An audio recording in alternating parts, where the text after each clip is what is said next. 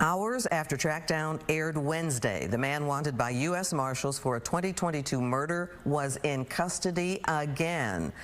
And it's all thanks to your tips and your collaboration between the U.S. Marshals Service and Richardson Police. Good evening, I'm Clarice Tinsley. Antoine Franklin was safely taken into custody by Richardson Police. This makes 175 arrests because of Trackdown.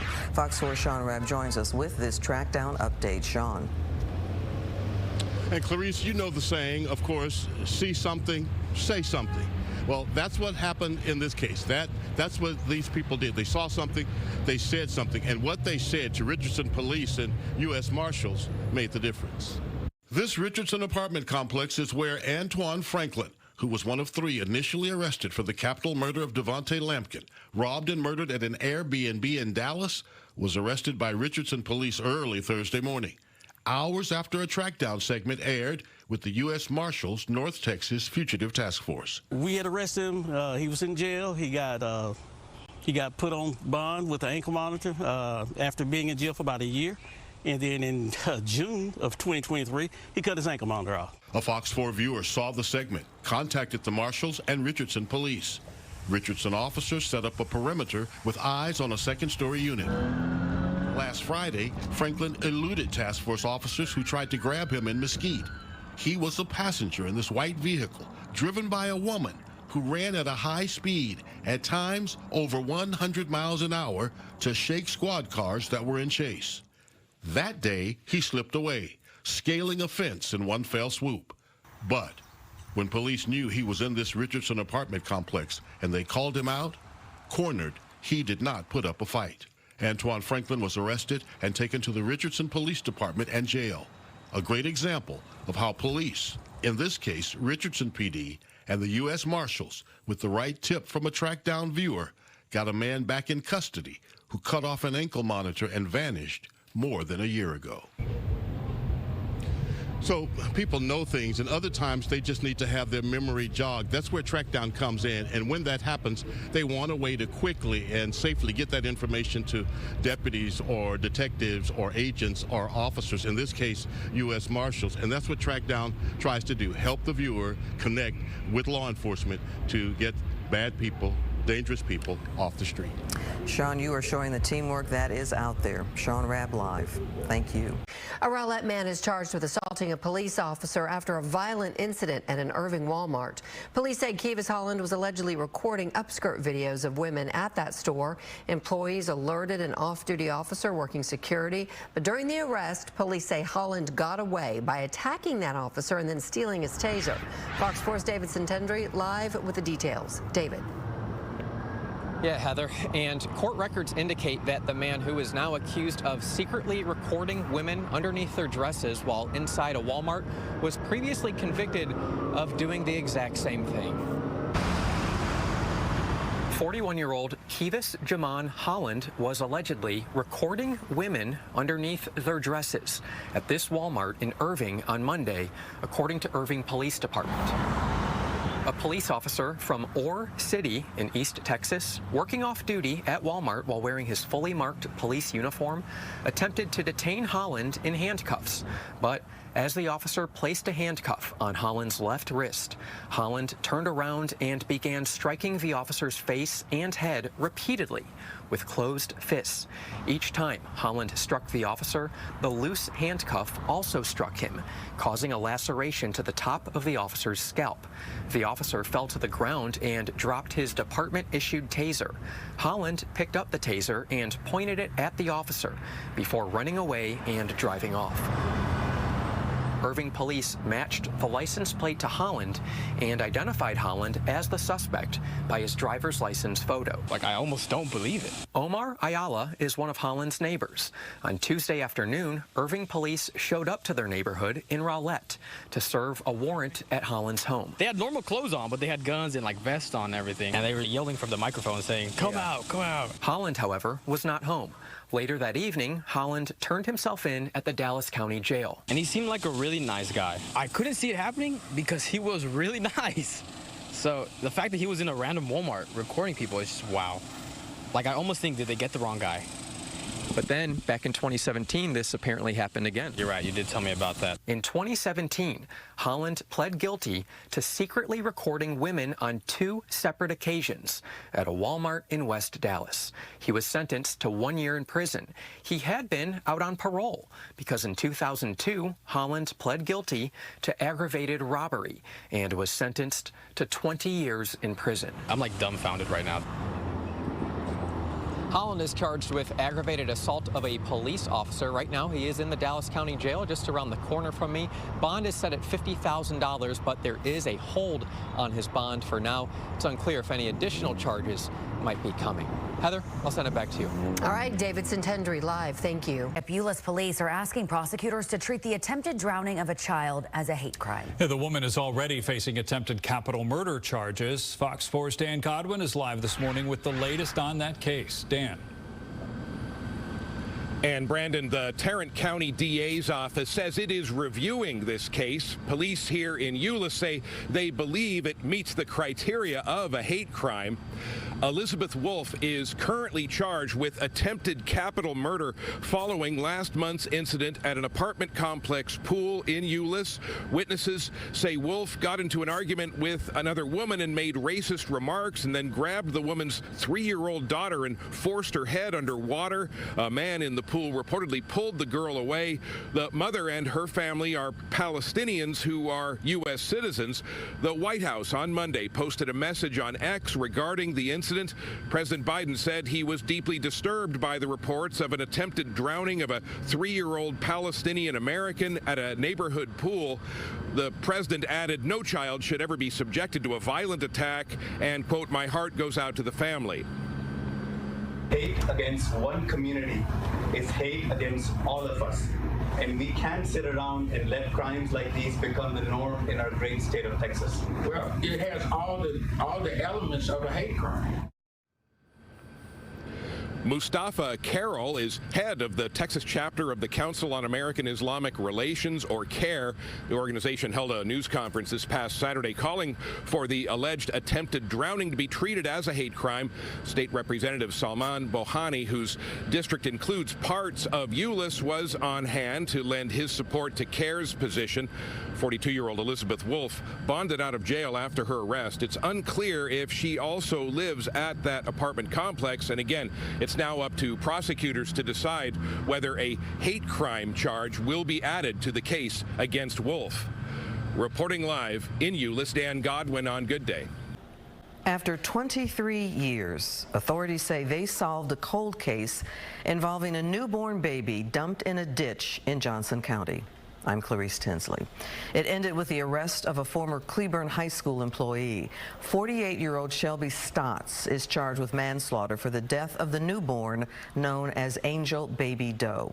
Authorities say the newborn was still alive when she was abandoned and bled to death.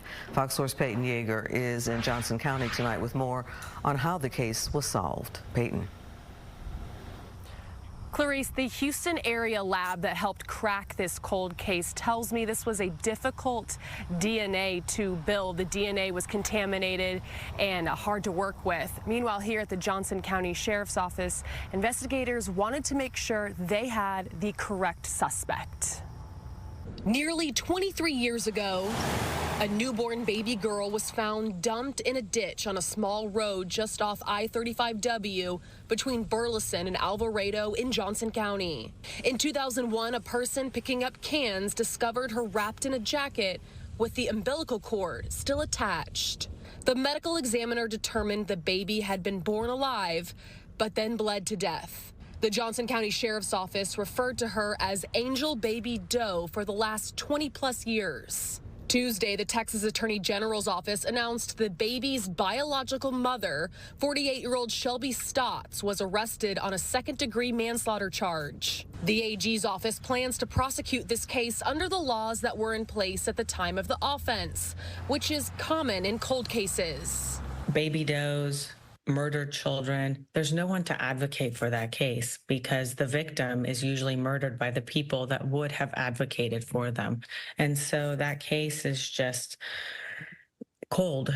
A few years ago, Johnson County detectives sent forensic evidence to a lab in the Woodlands, just north of Houston, named Othram. Othram uses advanced DNA testing to assist law enforcement agencies. Dr. Kristen Middleman is the chief development officer. We were able to do the genealogy, which took a very long time. This was a difficult case, and actually provide that identity back to law enforcement. In this case, scientists built a DNA profile and then compared the profile to a family tree. That led investigators to a match. Shelby Stotts, a former employee at Cleburne High School. Cleburne ISD released a statement to Fox 4 Tuesday reading, "It's aware of the arrest and grand jury indictment of Shelby Stotts. Cleburne ISD takes these allegations very seriously. Shelby Stotts is no longer employed by Cleburne ISD." I couldn't be more proud and thrilled to be part of giving this baby her name back and being able to help get justice for her. At last check, Stotts remains here at the Johnson County Jail this evening. Her bond was set this afternoon. It's $100,000. Arlington Police released a photo of a man they want to talk with in connection to a fatal hit and run that happened last month. Police say 24-year-old Joel Tambris was known to drive the car that was found ditched and damaged several blocks from the crash, but police have not been able to find him. 30-year-old Daniel Cruces was walking in a crosswalk. That's when he was struck and left for dead. His family wants the person responsible for this to turn himself in. Fox 4's Blake Hansen shares the message from the victim's family to the driver. Blake. Heather, loved ones say Daniel Cruces was a pillar in their family. They say they do not understand who could have struck him and simply driven off. It's devastation. I mean, it's just, everything's just different now, and it's just hard to live a normal life without him. It's been nearly a month since Megan Vogel lost her husband and David Cruces lost his big brother. Everywhere he went, he was known as being the hardest worker and the most smiling, funny guy. Everywhere he went. But although time has passed, the emotions are still raw. A mourning process made worse with no one in custody for the death of 30-year-old Daniel Cruces. I personally feel like I'm in an alternate universe. Everything's the same, but so different. The days are just really, really hard. And we had a 7-year-old daughter who's deeply affected by it. And it's just really hard to be normal and do normal things. Family members say Daniel went for a walk to clear his mind when around 2 in the morning, June 9th, he was crossing this intersection at Pioneer Parkway and Center Street. Police say he was using the crosswalk when a black 2019 Honda Civic hatchback struck him and drove off. Witnesses shared videos of the Civic shortly before the collision. Witnesses also saw the driver ditch the Civic further down Pioneer Parkway and run off toward a nearby apartment complex. Police later found alcohol bottles in the car. Daniel died at the scene. All the while, family members had gone looking for him, not knowing what had happened. Me not knowing what had already happened, I was out searching for him for about like an hour and a half. And I was just going down every street, just yelling his name with the windows rolled down, hoping that he would call back, hoping that he'd be there. Thursday, Arlington Police shared a photo of 24-year-old Joel Tambris taken by a body-worn camera during an unrelated January traffic stop. Police say he was driving the Civic at that time and was known to drive the car. Police want to talk with him, but haven't been able to find him. Family members are hopeful whoever responsible is brought to justice. I just want him to be found and to, have to stand in front of the people who he impacted. I mean, it's only fair. He just needs to come forward. Police say if you spot Tambris, immediately call 911. Anyone who might know his whereabouts is urged to contact Arlington Police. Heather. All right, Blake, thank you. The man who planned to marry a Marine reservist who was killed in a hit-and-run crash last month says he is still dealing with anger over what happened. On June 23rd, the driver of a pickup truck struck and killed 21-year-old Ariana Laws along I-20 when she was fixing a flat tire. That driver sped off and then ditched the truck he hit her with, and there's still no closure for Laws' loved ones. Fox 4's David Santendry is at Arlington Police Headquarters tonight with the story. David.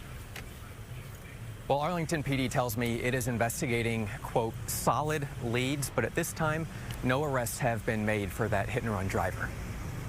Mixed emotion. Lamarius Atkinson Harris, a Marine reservist, had his life planned out. He had a career path and the woman to partner alongside. She told me that she felt refreshed every time she got around me. Now, Atkinson Harris is processing anger. I mean, it's a lot of hatred. It's a lot of rage. While working to forgive.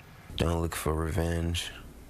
It's not the way. Atkinson Harris's fiancée, 21-year-old Ariana Laws, also a Marine reservist, was killed by a hit-and-run driver while fixing a flat tire the morning of June 23rd. I was just like, nah, just can't be it, you know what I mean? Laws, who was in uniform while driving alone to drills, pulled onto the shoulder of I-20 near Matlock Road in Arlington. Police say she was fixing the flat when an erratic driver drove onto the shoulder, hit her, and drove off. Officers found the suspect's pickup truck abandoned in a nearby shopping center parking lot. No arrests have been made, but Arlington PD says it is focused on figuring out who was driving the pickup while following up on some solid leads. The person that did it just drove off. Last week, police told Fox 4 it suspects alcohol played a major role in the hit and run. Speak up.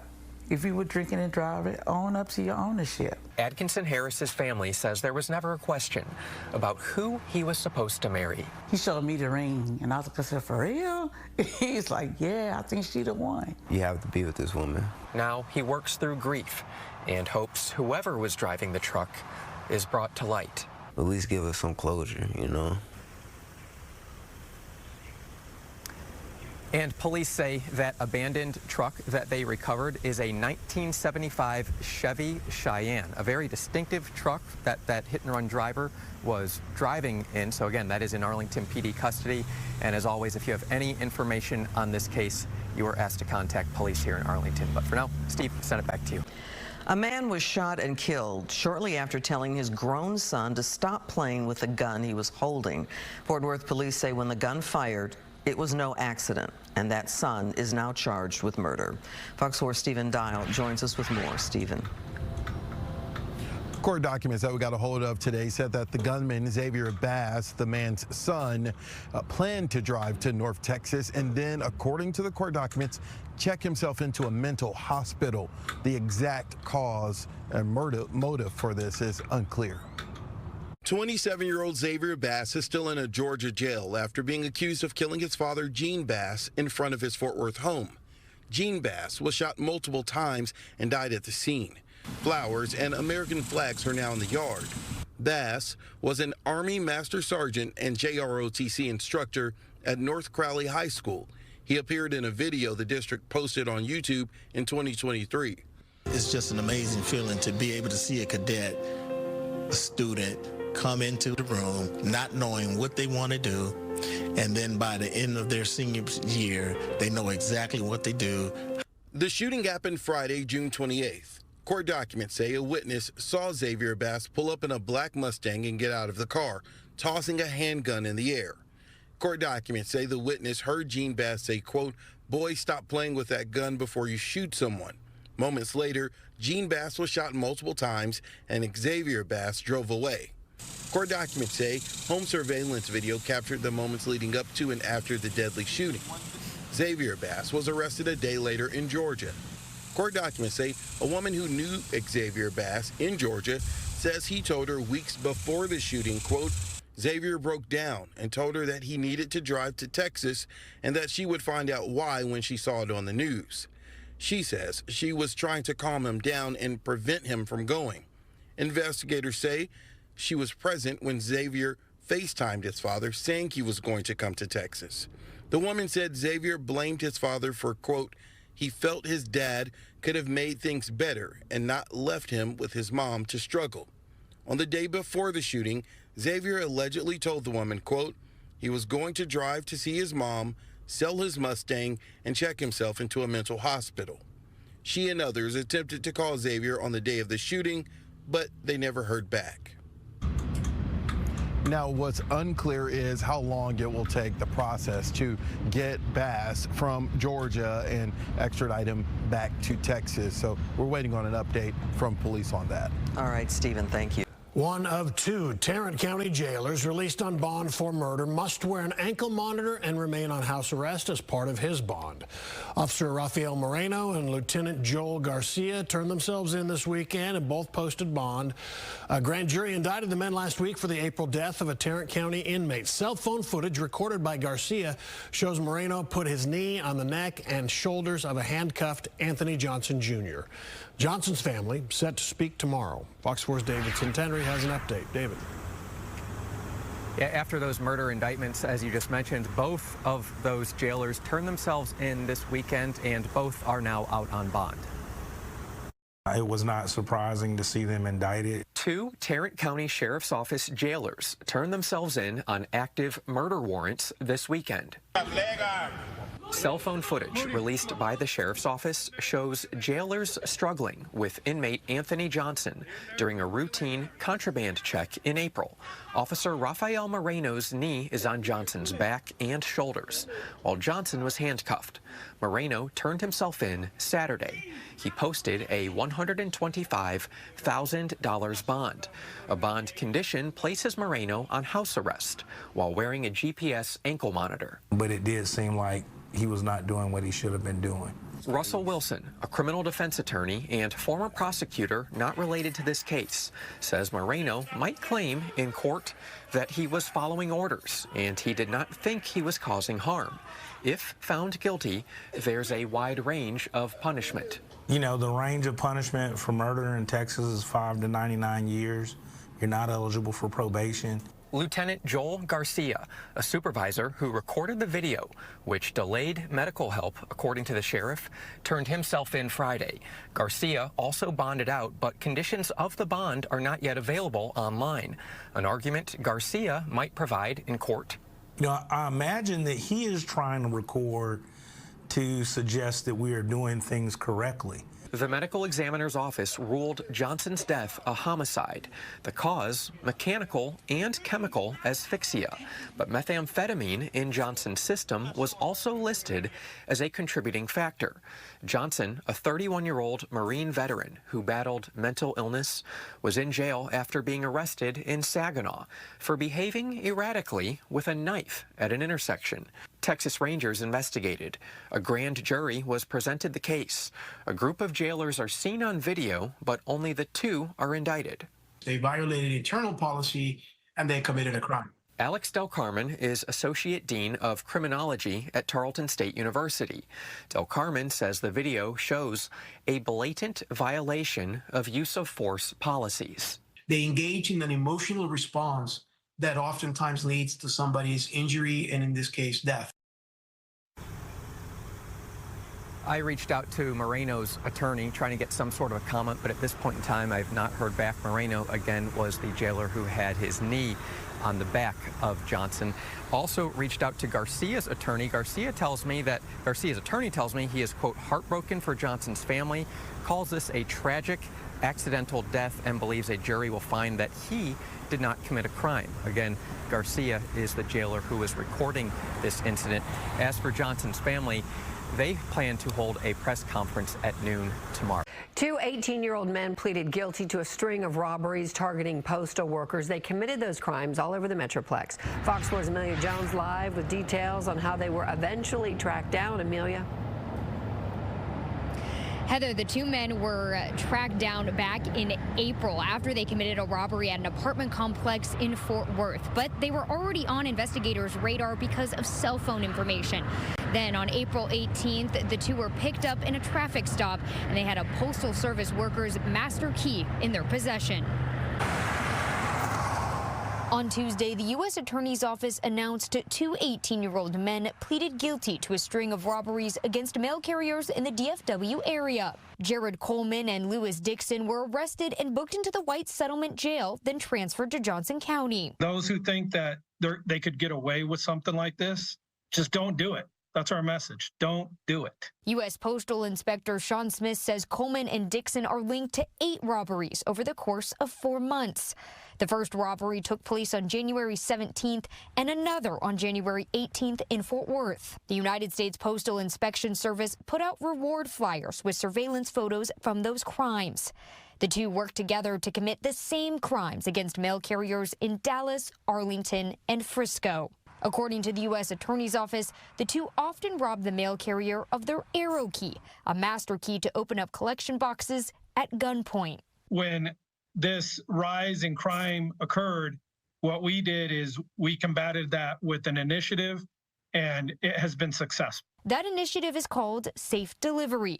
It started in May 2023 and includes adding electronic locks to collection boxes and deploying high-security blue collection boxes. That arrow key is something that's valuable, and with the security standards that we're putting out there, it's devaluing the arrow key. The uptick in crime against Postal Service workers left employees scared.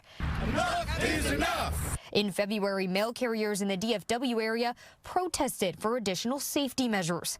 Smith hopes the recent guilty pleas send a message. The message that we want to send is we're out here, we're investigating, we're going to continue to investigate these crimes. We're going to leave no stone unturned. He also wants to remind people to keep a watchful eye over your neighborhood mail carrier. If you see something suspicious, something that just doesn't, make sense or fit within the picture of the mail carrier or someone's following the mail carrier, it doesn't hurt to add those extra eyes to the carrier. Local and federal law enforcement agencies also helped in these investigations. Coleman and Dixon face up to 15 years in federal prison for their crimes. Police in the Fort Worth suburb of Sansom Park say a boy pulled a gun out of his backpack and then shot and killed a 42-year-old man at his home. The juvenile was arrested over the weekend. Fox 4's Peyton Yeager is in Sansom Park at the police department with more on the story. Peyton? Stephen, the victim's family says 42-year-old Richard Applegate was just trying to protect his family. His funeral was over the weekend, so his family members, they are not ready to go on camera. Meanwhile, here at the Sansom Park Police Department, surveillance video was released to the public, and that led to several tips coming in here to the department, eventually identifying the one juvenile police say pulled the trigger. It was on this Sansom Park front lawn where police say 42-year-old Richard Applegate was shot and killed last month. Flowers and crosses still remain outside the home where Applegate lived with his mother. Monday, Sansom Park police say a teenager is now in custody connected to the murder. His name and age aren't being released due to his age. He was caught over the weekend in Saginaw shortly after an arrest warrant was issued. The investigation and the evidence that we have come across has only led us to make one arrest in this incident. A second juvenile was present for the murder, but police say at this time he's not facing any charges. Sansom Park police do not believe the two juveniles and the victim knew each other, but the department isn't releasing a motive at this time, only saying there was an argument. There was some sort of back and forth. I cannot elaborate to the exact investigation and what the investigation has turned up. And while police did not reveal, again, a motive in this case, they did confirm to us that this was not a burglary. We also asked if the juvenile lives in Saginaw because that's where he was arrested, but police could not confirm that either.